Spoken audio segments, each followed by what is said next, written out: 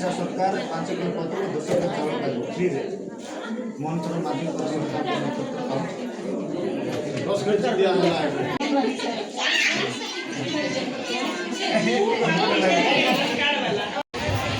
माँ ठाकुराणी कमिटी निमंत्रण कर विकास भाईना ये मंचर ये कमिटी सभापति आज उपस्थित पूर्वतन विधायक श्रीजुक्त कैलाश चंद्र पुलिस एवं उपस्थित आम जो मोर्चा सभापति सुधाकर कुलदीप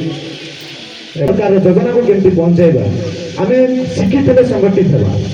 युवक बंधु मैंने आम सब आगे आज आम शिक्षित बंधु मैंने जब शुणिकी जाइचु जा गोटे आम राज्य सरकार मोहन माझी पंचायत आसवा समस्ते माँ बापा भाई भाई जो विकास धारा डबल इंजिन सरकार जो भाव में विकास कर आज अति आनंदर दिन